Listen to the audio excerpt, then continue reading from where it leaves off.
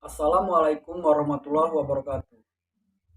Perkenalkan, saya Yopi Mardiansa, saya dari jurusan D3 Keperawatan Poltekkes Kemenkes Bengkulu, tingkat 2 semester 4. Baiklah, di sini saya akan menjelaskan sejarah kesehatan jiwa dan teori keperawatan menurut Hildegard Eppeplau. Langsung saja ke videonya. Let's go.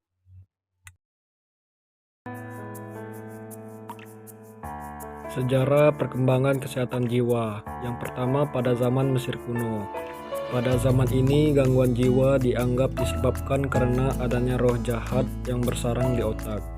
Oleh karena itu, cara menyembuhkannya dengan membuat lubang pada tengkorak kepala untuk mengeluarkan roh jahat yang bersarang di otak.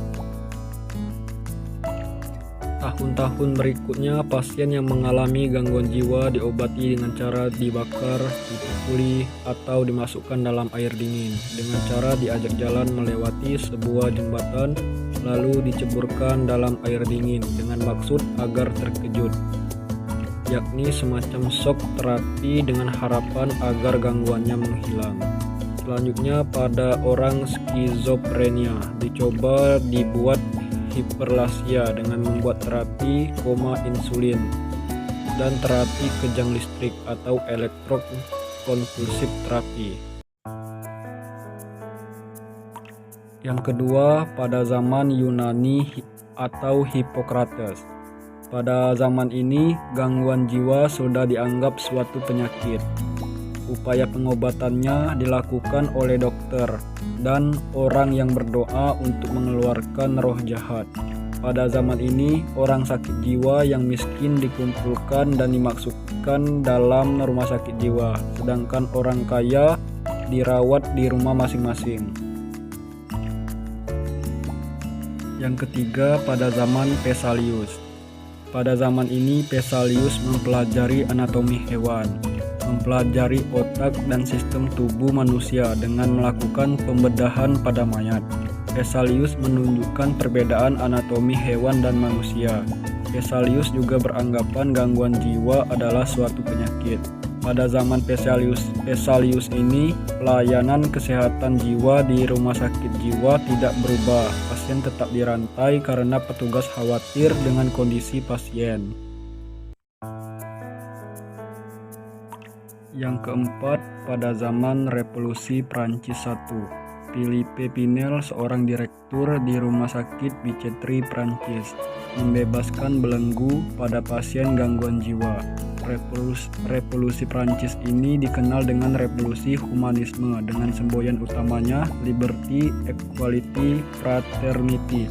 Ia meminta kepada wali kota agar melepaskan belenggu untuk pasien gangguan jiwa dengan menggunakan alasan revolusi, yaitu jika tidak kita harus siap diterkam binatang buas yang berwajah manusia.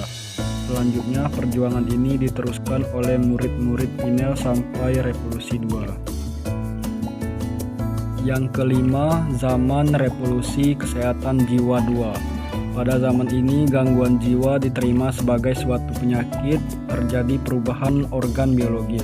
Pada zaman ini, seorang tokoh bernama Cuvius menuntut gangguan jiwa masuk dalam bidang kedokteran dan mengikuti paradigma natural science, yaitu ada taksonomi, penggolongan penyakit, dan nosologi. Ada tanda gejala penyakit. Dan seorang tokoh yang bernama Emil Kreple mampu membuat penggolongan dari tanda-tanda gangguan jiwa. Sejak saat itu, kesehatan jiwa terus berkembang dengan berbagai tokoh dan spesifikasinya masing-masing. Dan yang terakhir, pada zaman Revolusi Kesehatan Jiwa 3. Pola perkembangan pada Revolusi Kesehatan Jiwa 2 masih berorientasi dan berbasis rumah sakit atau hospital base. Dan pada masa Revolusi Kesehatan Jiwa 3, pada masa ini dikembangkan pelayanan kesehatan jiwa berbasis komunitas atau community base dengan adanya upaya pusat kesehatan mental komunitas atau community mental healthy centre yang dipelopori oleh J.F. Kennedy. Pada saat inilah disebut Revolusi Kesehatan Jiwa 3. Teori keperawatan menurut Hildegard E.P. Plau. Teori yang dikembangkan Hildegard E.P. Plau adalah keperawatan psikodinamik. Teori ini dipengaruhi oleh hubungan interpersonal yang bersifat terapeutik atau signifikan terapeutik interpersonal proses. Apa itu perawatan psikodinamik? Perawatan psikodinamik adalah kemampuan untuk memahami perilaku seseorang untuk membantu mengidentifikasikan kesulitan-kesulitan yang dirasakan dan untuk mengaplikasikan prinsip-prinsip kemanusiaan yang berhubungan dengan masalah-masalah yang muncul dari semua hal atau kejadian yang telah dialami. Model konsep dan teori keperawatan Hildegard E.P. Plau. Model konsep dan teori keperawatan yang dijelaskan oleh P. Plau menjelaskan tentang kemampuan dalam memahami diri sendiri dan orang lain yang menggunakan dasar hubungan antar manusia yang mencakup 4 komponen sentral. 4 komponen sentral tersebut yang pertama yaitu pasien. Sistem dari berkembang terdiri dari karakteristik biokimia, fisiologis, interpersonal, dan kebutuhan, serta selalu berupaya memenuhi kebutuhannya dan mengintegrasikan belajar pengalaman. Pasien adalah subjek yang langsung dipengaruhi oleh adanya proses interpersonal. Yang kedua, perawat. Perawat berperan mengatur tujuan dan proses interaksi interpersonal dengan pasien yang bersifat partisipatif, sedangkan pasien mengendalikan isi yang menjadi tujuan. Hal ini berarti dalam hubungannya dengan pasien, perawat berperan sebagai mitra kerja, pendidik, narasumber, pengasuh pengganti, pemimpin, dan konselor, sesuai dengan fase proses interpersonal. 3. Masalah kecemasan yang terjadi akibat sakit, sumber kesulitan. Ansietas berat yang disebabkan oleh kesulitan mengintegrasikan pengalaman interpersonal yang lalu dengan yang sekarang. Ansietas terjadi apabila komunikasi dengan orang lain mengancam keamanan psikologi dan biologi individu. Dalam model P. Plau, ansietas merupakan konsep yang berperan penting karena berkaitan langsung dengan kondisi sakit. 4. Proses interpersonal. Proses interpersonal yang dimaksud antara perawat dan pasien ini menggambarkan metode transformasi energi atau ansietas pasien oleh perawat yang terdiri dari 4 fase. P. Plau mengidentifikasi 4 tahapan hubungan interpersonal yang saling berkaitan, yaitu 1. Orientasi, 2. Identifikasi, 3. Eksploitasi, 4. Resolusi atau pemecahan masalah. Setiap tahap saling melengkapi dan berhubungan sebagai satu proses untuk penyelesaian masalah. Tahapan interpersonal menurut P. Plau dalam keperawatan.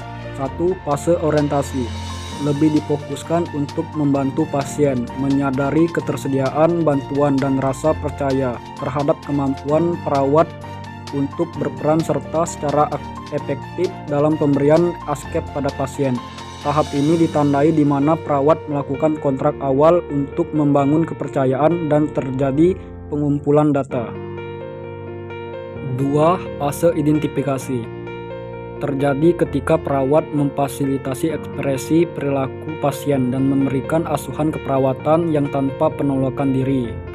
Perawat memungkinkan pengalaman menderita sakit sebagai suatu kesempatan untuk mengorientasi kembali perasaan dan menguatkan bagian yang positif dan kepribadian pasien. 3. Fase eksplorasi. Fase ini merupakan inti hubungan dalam proses interpersonal. Dalam fase ini, perawat membantu pasien dalam memberikan gambaran kondisi pasien dan seluruh aspek yang terlibat di dalamnya. 4. Fase resolusi. Secara bertahap, pasien melepaskan diri dari perawat. Resolusi ini memungkinkan penguatan kemampuan untuk memenuhi kebutuhannya sendiri dan menyalurkan energi ke arah realisasi potensi. Keempat fase tersebut merupakan rangkaian proses pengembangan di mana perawat membimbing pasien dari rasa ketergantungan yang tinggi menjadi interaksi yang saling tergantung dalam lingkungan sosial. Artinya seorang perawat berusaha mendorong kemandirian pasien. Adapun kelebihan dan kekurangan teori Peplau.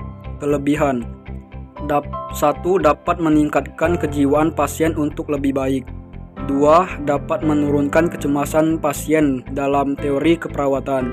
3. Dapat memberikan asuhan keperawatan yang lebih baik. 4. Dapat mendorong pasien untuk lebih mandiri. Adapun kekurangan dari teori Peplau. 1. Kurangnya penekanan pada healthy promotion dan pemeliharaan kesehatan, dinamika intrakeluarga, pertimbangan ruang individu, serta layanan sumber daya sosial komunitas atau masyarakat juga kurang diperhatikan. 2. Teori Peplau tidak dapat digunakan untuk pasien yang tidak bisa mengekspresikan kebutuhannya.